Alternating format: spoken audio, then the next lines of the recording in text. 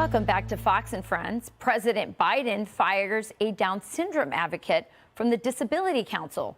Kurt Kondrot lost his role as the Biden administration clears federal advisory councils of all members who were appointed by President Trump. It's heartbreaking for Kurt's daughter, Chloe, who has Down syndrome. Chloe and Kurt are widely recognized for their substantial work in promoting and protecting the human rights of children with Down syndrome. Kurt and Chloe Kondrot join me right now. It's such a pleasure to have you both on the show. Welcome.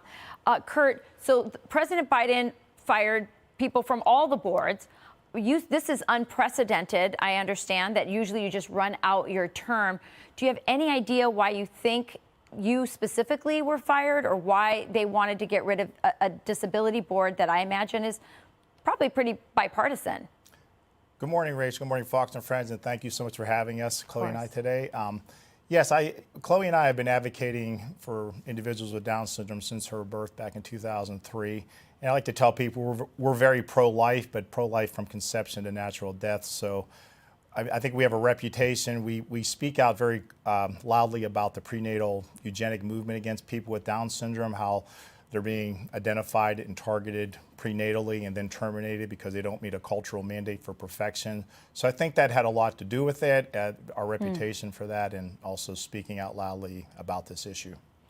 Chloe, you got to meet President Trump. I know you've done so many things. You've also spoken at the UN. Tell me what it was like meeting the President of the United States. How'd you like meeting President Trump? What did he say to you? I said hi. And what did he do to you? Give me the head.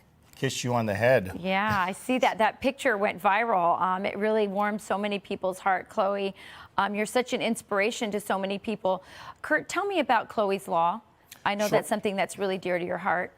Yes. So after Chloe was born, I was a city police officer, and I learned about this. Like I call it, it's a prenatal eugenic movement against Down syndrome. So Chloe and I started going to our state capitol and advocating and showing people the abilities of these individuals when they receive the proper services. So instead of being told to terminate your child once they get the diagnosis, we had the idea of doing an education law that when a woman, a family receives a prenatal diagnosis, they would have to be given factual, supportive information. And that was the brainchild of Chloe's Law. And Chloe went around and met with, Republicans and Democrats. So, as I said, Rachel, this is a bipartisan issue. It's a life issue.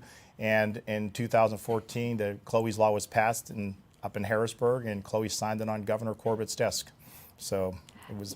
It's amazing, and you're so right. It is a bipartisan issue, and it's an issue that it's sad that the Biden administration didn't keep you on that board, that you could keep advocating for it. But I know that you're not going to stop doing that, right?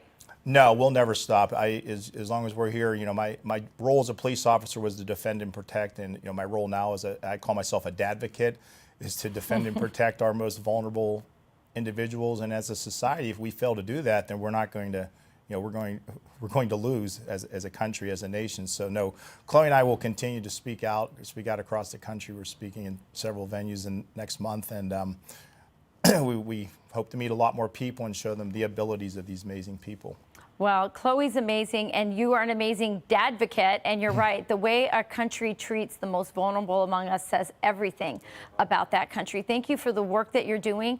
Chloe, I hear that you want to meet somebody. Who is it that you want to meet?